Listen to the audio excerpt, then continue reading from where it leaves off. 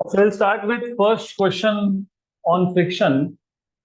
A body of mass 10 kilogram is lying on a rough plane. Rough, अगर आपको याद होगा न्यूटन लॉज ऑफ मोशन में हमने हमेशा स्मूथ प्लेन मेंशन किया था, अभी रफ प्लेन। रफ मतलब फ्रिक्शन है। Inclined at an angle of 30 degree to the horizontal. So inclination of the plane is 30 degree. Coefficient of friction is 0.5. कौन सा कोएफिशिएंट है ये? कोएफिशिएंट ऑफ स्टैटिक फ्रिक्शन या फिर कोएफिशिएंट ऑफ लिमिटिंग फ्रिक्शन, क्योंकि body is at rest. Lying मतलब rest पे होना। The minimum force required to pull the body up the plane is. Minimum force required to pull the body up the plane is.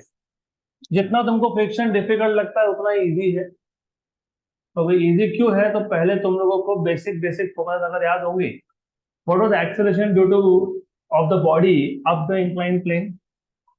याद है? G into sine theta plus mu cos theta up the plane के लिए, down के लिए था minus.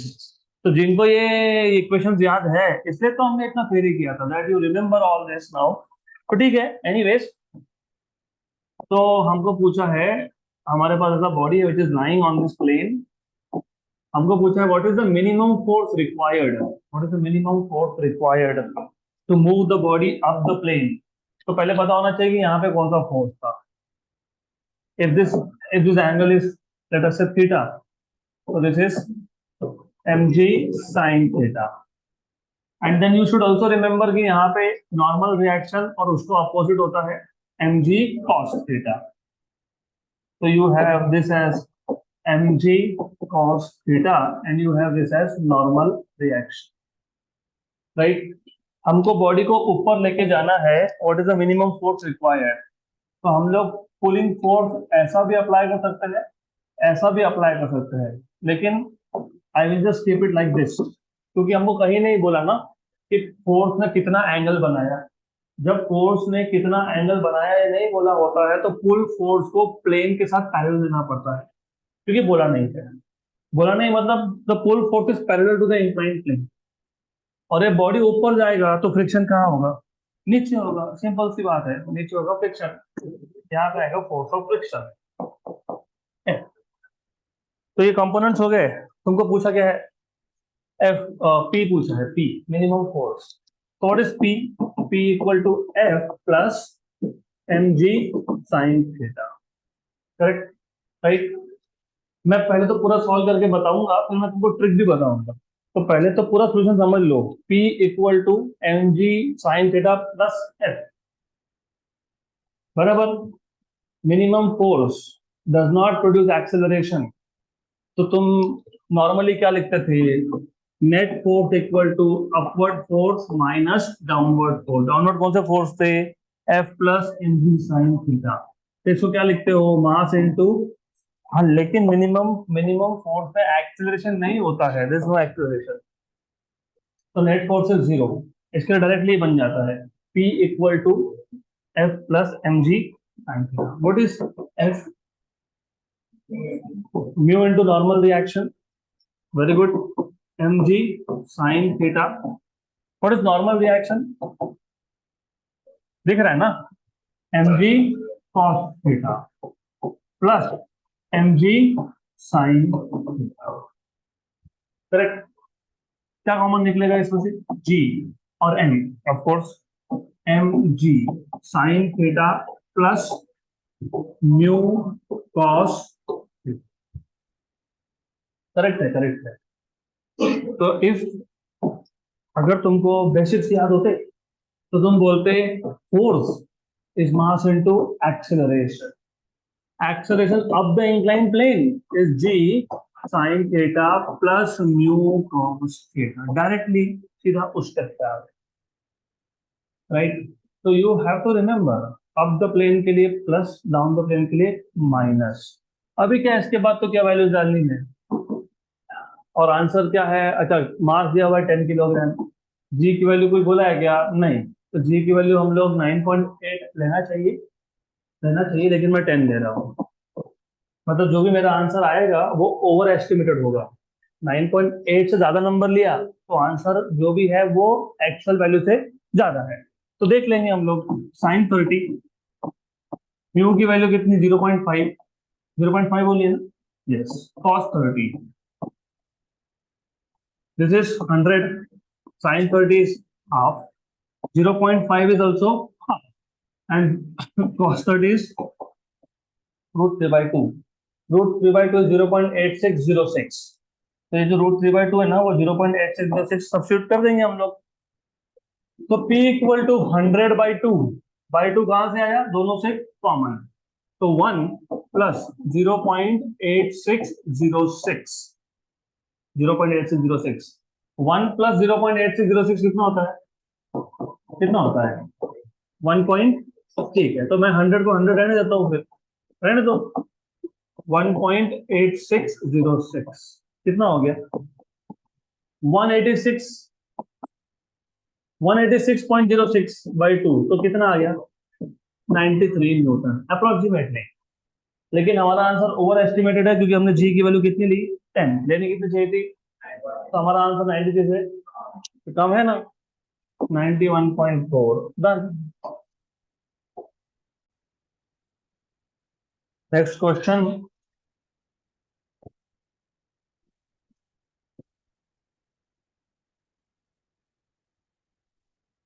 अगला question,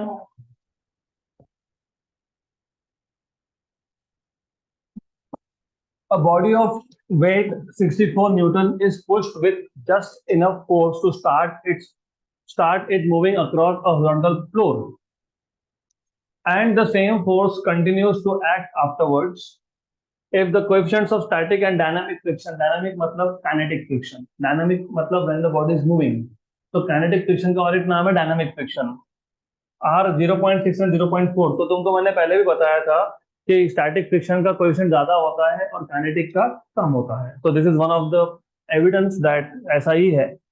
the acceleration of the body will be, तो what is the acceleration of the body, ऐसा पूछा है, तो क्वेश्चन सिंपल है, but you need to first understand कि दो केसेस है।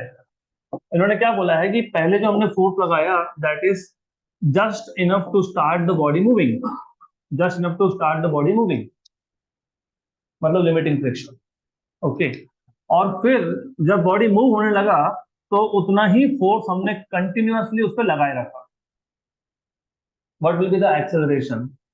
तो जिनको अभी भी क्वेश्चन नहीं समझ में आया, क्वेश्चन ऐसा है कि what we have done is in the first case we have applied force which is just enough to to to क्या, just enough to start it moving, just enough to start it moving। मुझे पता है मैंने ये F दिखाया है, ये P होना चाहिए, लेकिन मैंने बार बार बोला है आपको P और F की वैल्यू क्या होती है, सेम होती है।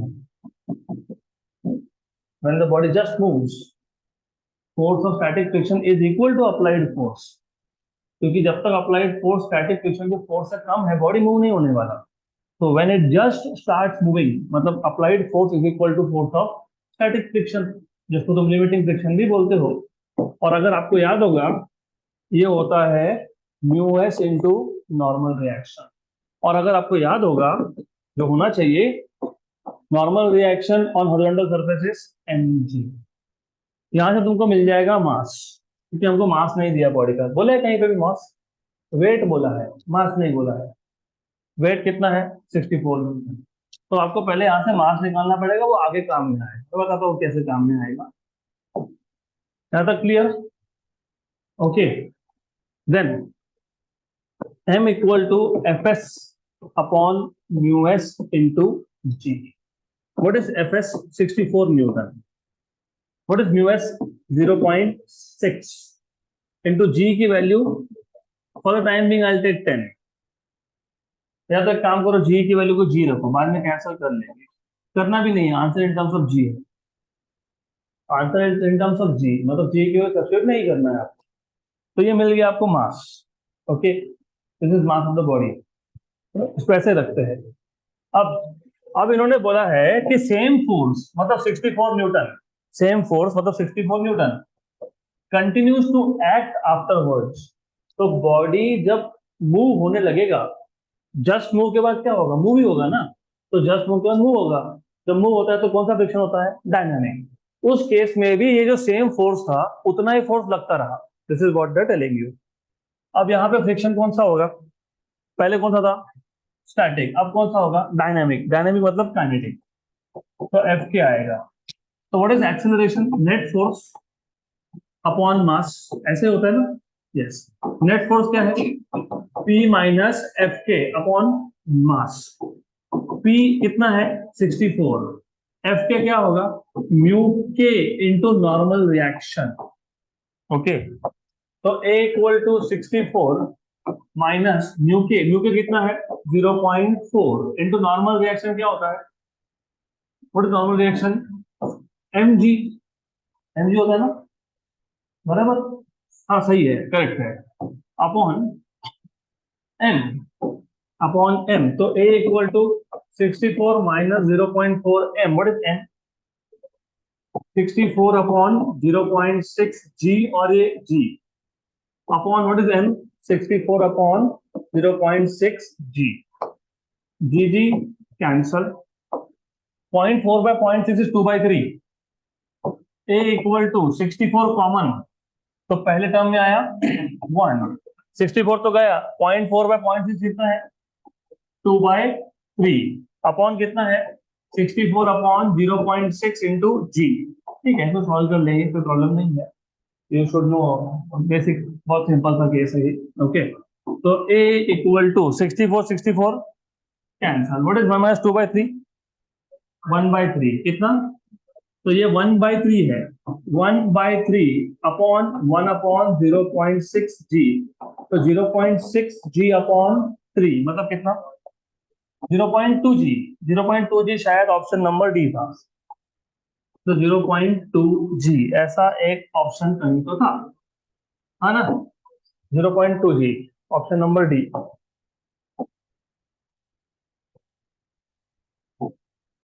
नेक्स्ट क्वेश्चन,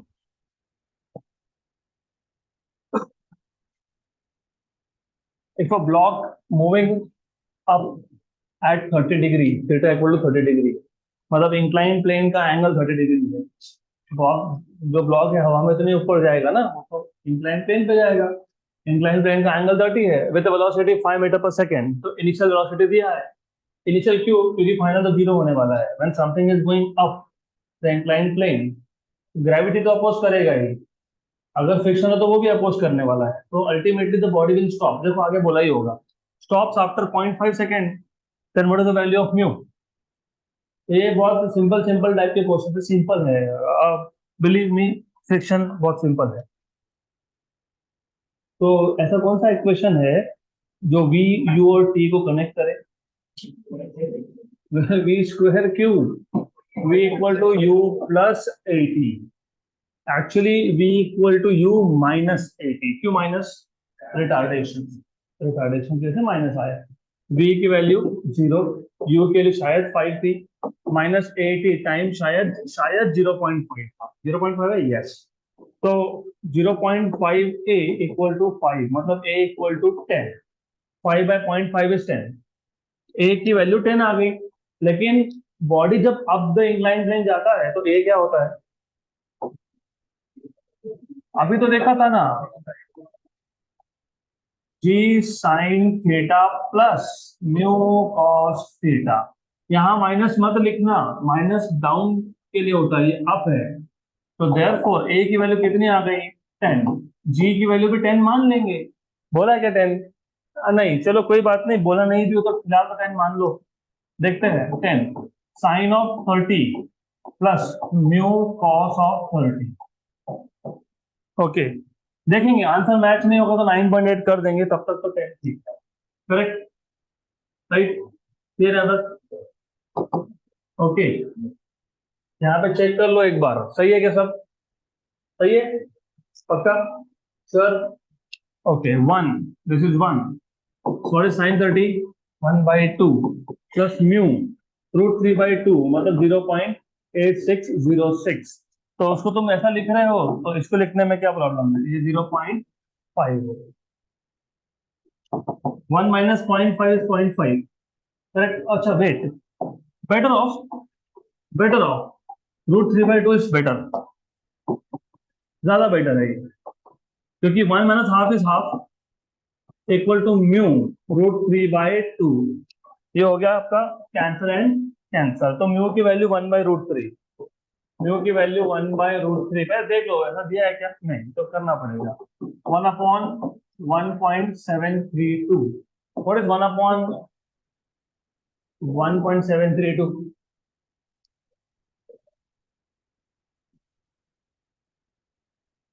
यहाँ पे ध्यान दो। What is 1/2? 0.5। सही है कि नहीं? पक्का? What is 1/1.5?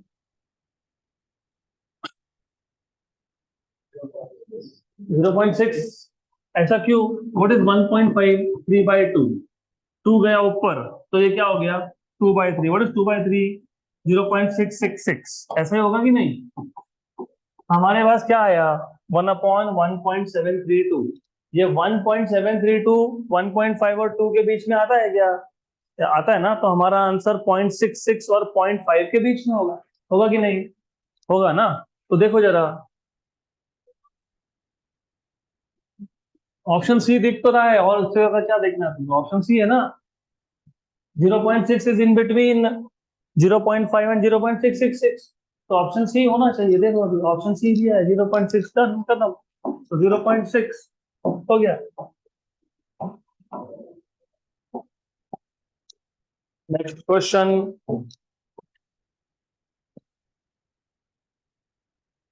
A body of mass 5 kilogram rests on a rough horizontal surface of coefficient of friction 0.2।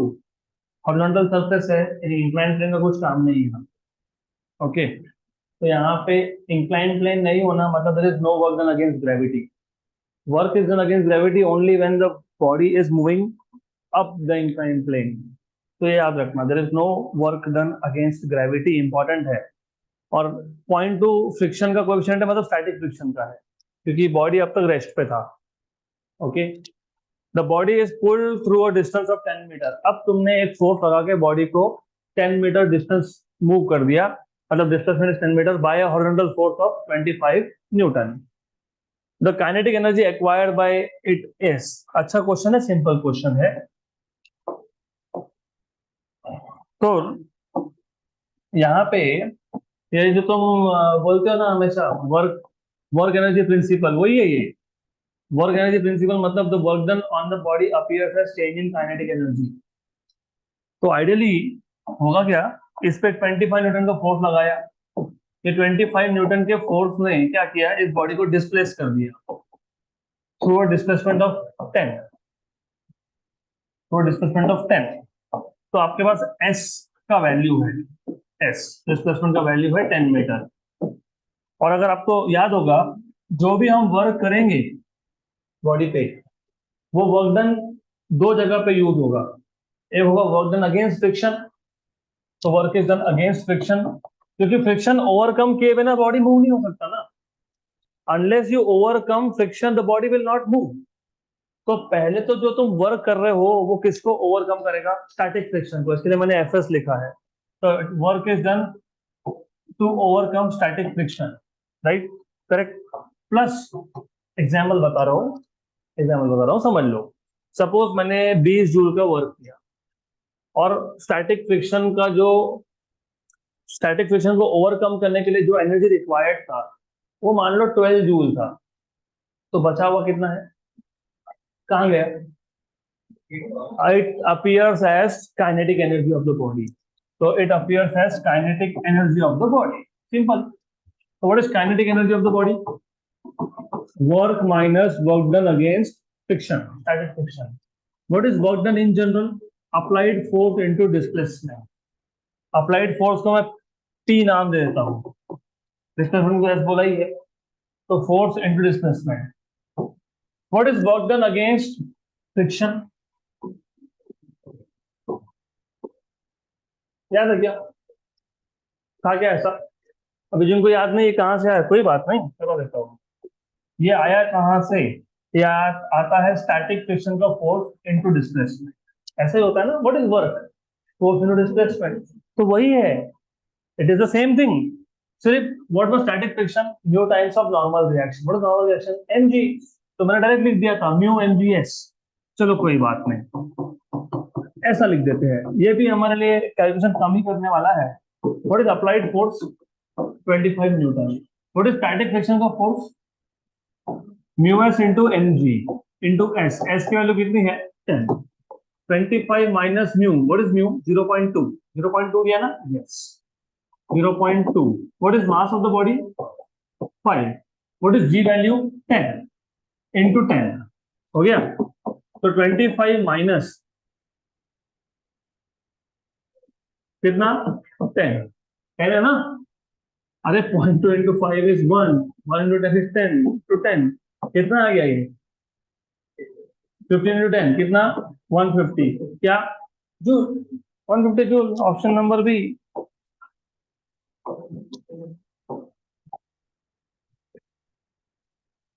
Next question,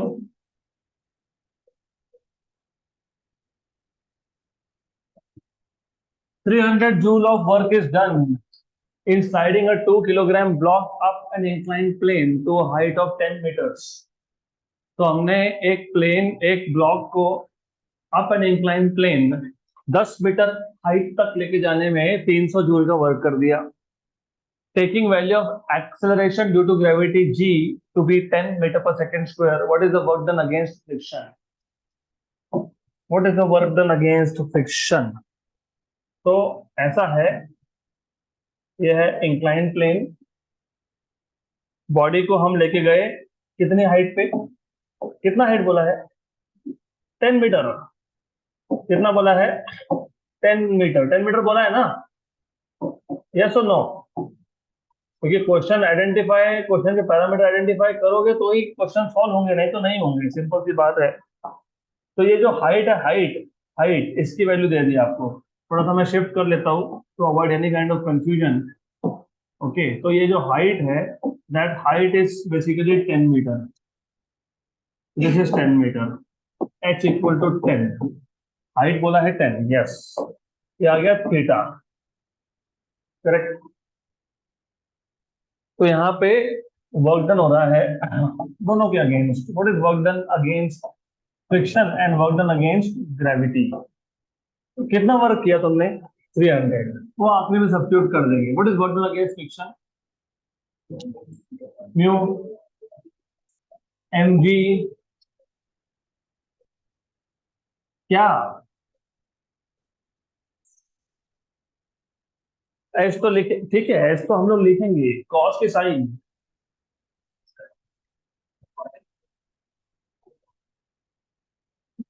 you do not remember, अगर ऐसा रहेगा तो क्वेश्चन कैसे सॉल्व होंगे,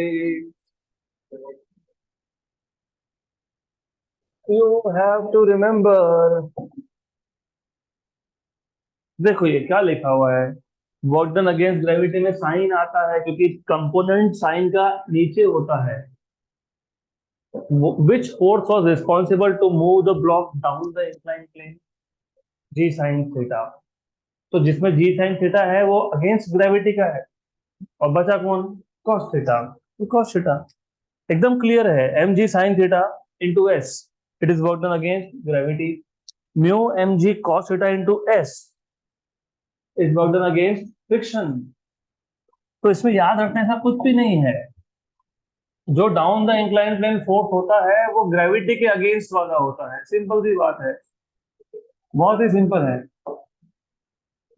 तो मेरे को बताओ अभी इधर मैं क्या लिखूं, कॉस लिखूं कि साइन लिखूं, वापिस साइन बोल रहे हो, फ्रिक्शन है ना, दिस इज फ्रिक्शन, और क्या लिखेंगे m g sine theta into s. Okay, यहां तक क्लियर, पक्का पक्का, श्योर। हम्म, अब अब इसके आगे कैसा करोगे सॉल्व इसको, थीटा तो पता है, कितना है थीटा, नहीं दिया क्या, चलो कोई बात नहीं, ओके, हाइट तो दिया है ना, हाइट दिया है फिर कोई बात नहीं, हाइट दिया है क्या करेंगे फिर, दैट इज फाइन। तुमको क्या करना है वो ध्यान रखना, पहले क्या फाइंड करना है, वर्क डन अगेंस्ट फ्रिक्शन। तो तुमको जब फाइंड करना था वर्क डन अगेंस्ट फ्रिक्शन, तो ये सब्स्टिट्यूट करते ही नहीं, फिर उसके बाद लिखते हैं वर्क डन अगेंस्ट फ्रिक्शन, बराबर। तो what I am saying is work done against friction is total work done minus work done against gravity. What is work done against gravity? अभी बताया था मैंने, mg sign theta into S, ऐसा ही था कि नहीं, है ना ऐसे? यस। लेकिन you don't know what is S, you don't know what is theta, जरूरत भी नहीं है। इफ यू सी प्रॉपरली, हाँ अगर तुम अच्छे से इसको देखोगे ना तो तुमको समझ में आएगा what is sine theta by definition, opposite side upon hypotenuse. तो what is h from here, s sine theta. तो तुमको एच तो दिया है ना, कितना दिया है एच, 10, 10 बोला है कि नहीं, बोला है ना।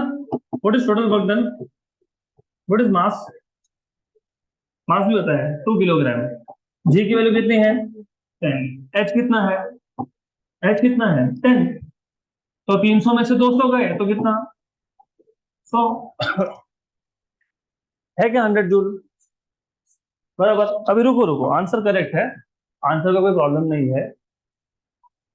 अगर वर्क डन अगेंस्ट फ्रिक्शन, अगर work done against friction 100 joule है, तो what is work done against gravity 200, क्योंकि total work done will be work done against friction, work done against gravity.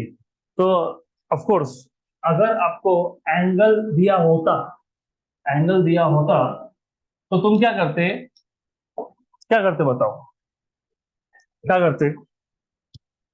अगर एंगल दिया होता तो क्या करते, डायरेक्ट निकाल लेते ना। वर्क डन अगेंस्ट फ्रिक्शन क्या है, वर्क डन अगेंस्ट फ्रिक्शन क्या है, what is work done against friction, mu mg cos theta into S.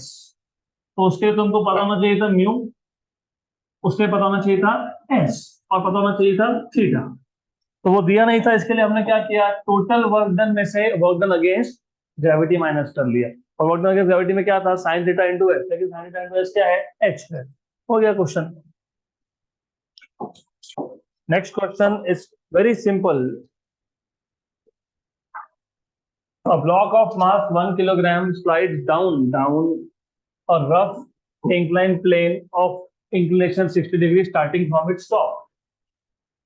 If the coefficient of kinetic friction is 0.5 and length of the plane is 1 meter, तो plane का length बता दिया, मतलब body कितना slide down करेगा 1 metre, मतलब s, s is 1 metre. Then work done against friction is, तो मैंने अभी जो तुमको बताया कि work done against friction find करना हो तो कैसे करोगे, बताओ कैसे करोगे,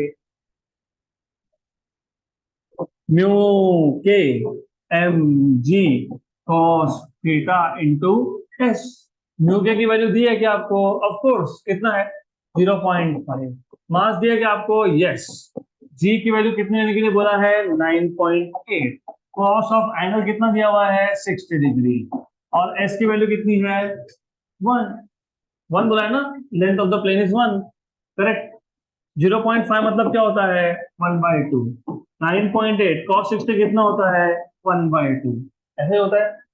9.8 के हाफ का हाफ, 9.8 का हाफ है 4.9, 4.9 का हाफ है 2.45, तो 2.45 joule, 2.45 joule, option number C, done.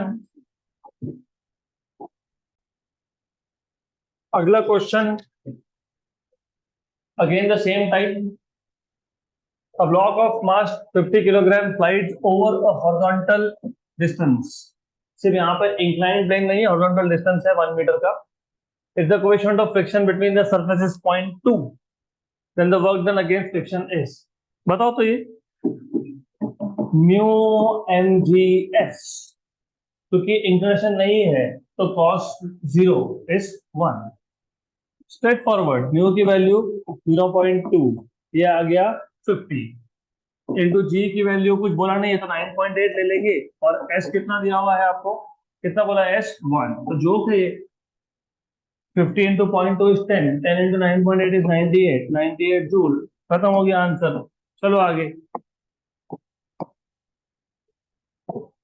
हाँ, this is good, good good.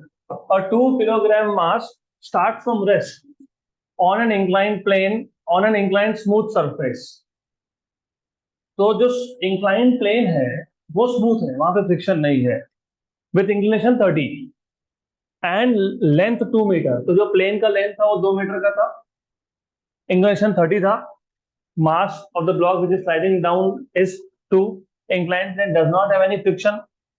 मतलब होगा क्या, पहले क्वेश्चन पढ़ते वक्त थोड़ा सा आपको लॉजिक लगाना पड़ेगा।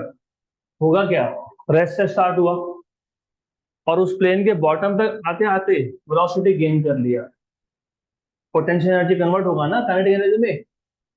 तो इंक्लाइन प्लेन के नीचे आते आते the body has some velocity. अब आगे क्या हो रहा है, how much will it travel before coming to rest. पहली बात तो रेस्ट पे क्यों आएगा, क्योंकि अब जहां भी जाएगा वो इंक्लाइन प्लेन से आने के बाद वहां फ्रिक्शन होने वाला है, right. How much will it travel before coming to rest on a surface. Surface के आगे इंक्लाइन बोला है क्या, नहीं, तो horizontal. Okay, right, with coefficient of friction 0.25। तो मैं आपको क्वेश्चन से पिक्टोरिकली मतलब डायग्राम के थ्रू बता देता हूँ, सॉल्व आप करोगे। ये एंगल ऑफ इंक्लिनेशन था 30, इस प्लेन का जो लेंथ है वो है 2 मीटर का, 2 मीटर का, एस की वैल्यू दे दी 2 मीटर। इसके ऊपर था एक ब्लॉक, इसके ऊपर है एक ब्लॉक, और ये जो ब्लॉक है ये रेस्ट से स्टार्ट हुआ था, ये रेस्ट से स्टार्ट हुआ था, तो यू की वैल्यू थी 0। यहां तक आते आते यहां तक आते आते उसने कुछ स्पीड गेन कर लिया होगा, वो बन जाएगा फाइनल स्पीड। और ये जो पहले केस का फाइनल स्पीड है ये दूसरे केस का बन जाएगा इनिशियल स्पीड। और ये ब्लॉक जहां पे भी जाके रुकेगा वो सेकेंड केस का फाइनल है, वो हो जाएगा 0, राइट। गिवन ऑल दिस, आपको पूछा है कि ये कितना डिस्टेंस ट्रेवल करेगा बिफोर कमिंग टू रेस्ट, मतलब एस डैश पूछा है आपको, तो आपको एस डैश फाइंड करना है, तो करो। तो बेसिकली एक काम करते हैं, इसको ए पॉइंट बोल देता हूँ, इसको बी बोल देता हूँ, इसको सी बोल देता हूँ, दो केस में डिवाइड कर देता हूँ मैं। तो case one is from A to B, A to B। As you know, initial velocity here is 0. You can find out what is final velocity by v square equal to u square plus 2as। So v square equal to 0 plus 2g sin theta s। क्योंकि down the inclined plane पे without friction g sin theta होता है, with friction g sin theta minus new cos theta होता है। तो अगर इधर friction होता तो मैं लिखता g sin theta minus new cos theta, लेकिन लेकिन फ्रिक्शन नहीं है तो म्यू की वैल्यू 0 है, म्यू की वैल्यू 0 है तो सेकंड टर्म गायब हो गया, तो बचा क्या, जी साइन थीटा। ये तो हमने न्यूटन ऑफ द मोशन में भी देखा था, डाउन द इंक्लाइन प्लेन या अप द इंक्लाइन प्लेन में डाउनवर्ड डायरेक्शन में एक्सेशन क्या होता है, जी साइन थीटा। तो B square equal to 2 into g की वैल्यू कुछ बोला है क्या लेने के लिए, नहीं, नहीं बोला तो फिर अनफॉर्चुनेटली मैं 9.8 लूंगा। देखते हैं what is sine, what is theta 30, 1/2। How much is s given to you, कितना बोला है, 2, तो 2 बोला है, बराबर, करेक्ट। तो 2 बोला है, तो 2 और 2 हो गया कैंसल। तो ये आ गया आपके पास 19.6। तो v square is 19, v square रखो उसको, कीप इट 19.6 ओनली। ओके, 19.6 आ गया।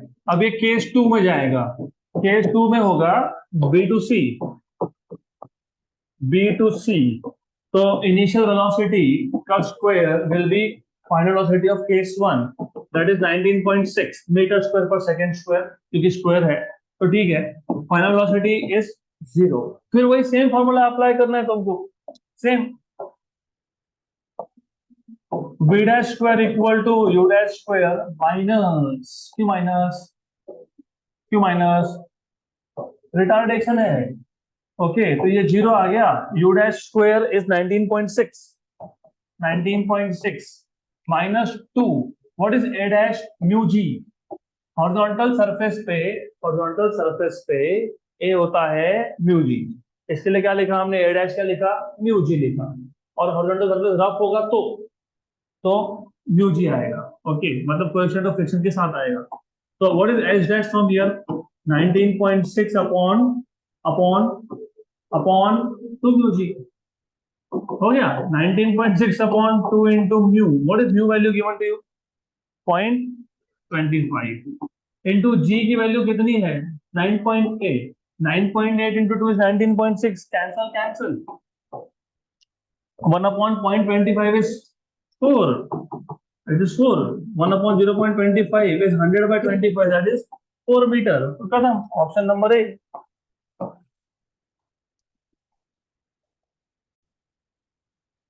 अगला क्वेश्चन.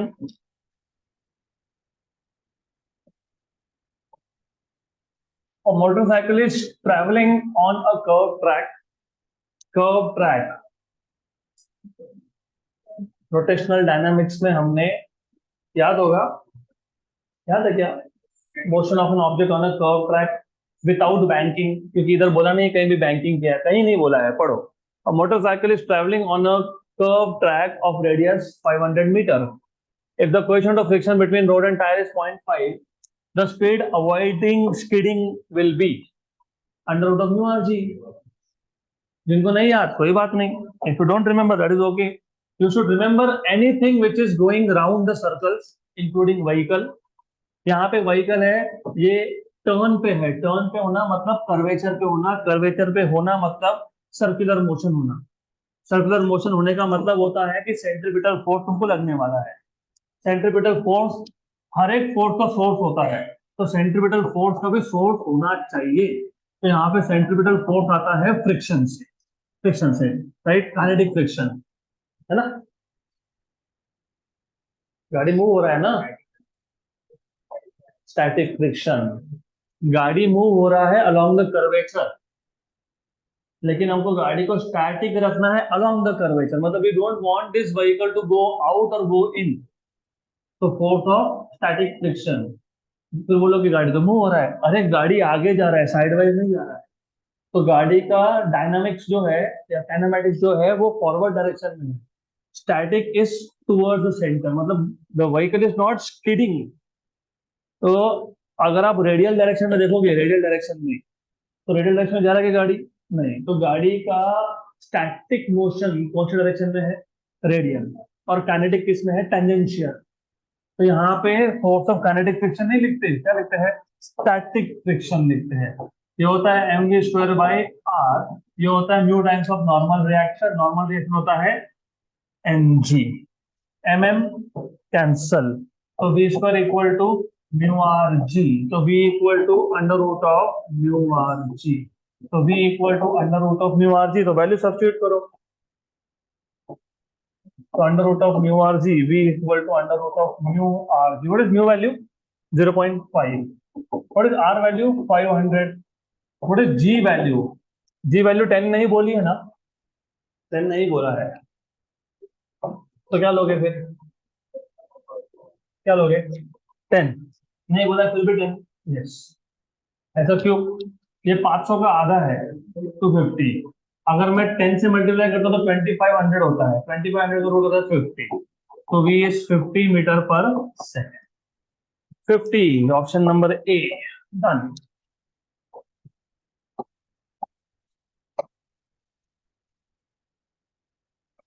ये सिंपल है, अच्छा है बट सिंपल है. A fireman of mass 60 kilogram slides down a pole. Fireman is sliding down a pole. तो पोल से जब स्लाइड डाउन होगा, that fireman has to press this pole. और जब प्रेस करेगा तो वो होगा एक्शन. पोल क्या करेगा? Reaction. Very good. He is pressing the pole with a force of 600 Newton. मतलब reaction force is 600 Newton in short. The coefficient of friction between the hand and the pole. Coefficient of friction between the hand and the pole is 0.5. With what acceleration will the fireman slide down? Take g value as 10. तो ठीक है, it is too simple. This is pole. Imagine this is pole. Action is 600 Newton. ऐसे ही था ना. तो इसका reaction मतलब R value will also be 600. R value will be 600. Since the fireman is sliding down, friction will be upwards. और sliding down क्यों होगा? Because of its weight. और अपोज करने के लिए कौन है अपोज करने के लिए? फ्रिक्शन। कौन सा फ्रिक्शन? Kinetic friction. क्योंकि ऑलरेडी मोशन है, तो मोशन है तो फिर काइनेटिक फ्रिक्शन। क्या पूछा है आपको? क्या पूछा है? Acceleration. How do you find out acceleration? Net force upon mass, ऐसे ही होता है ना? What is net force? mg minus fk upon m. What is fk? mu के times of normal reaction. Normal reaction mg मत लिखना, वो horizontal surface पे होता है, यहाँ पे नहीं, वो हॉरिजॉन्टल सरफेस पे होता है, बराबर। What is mass of that fireman? 60। तो A equal to 60 into 9.8 minus what is mu k? कोई पूछा है ना? नहीं बताया है 0.5। What is normal reaction? 600। What is mass? 60।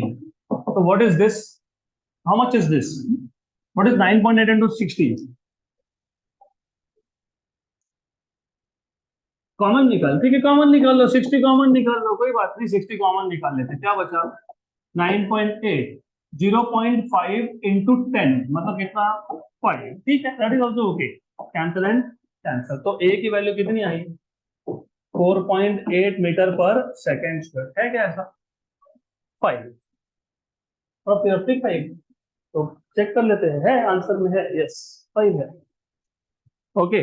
अच्छा, जी की वैल्यू मैंने 9.8 लिखा, ओके ठीक है। तो सॉरी फॉर दैट, जी का वैल्यू 10 लिखना चाहिए था, तो फिर तो ठीक है, फिर तो डायरेक्टली 5 आ जाएगा answer. Done. Option number B.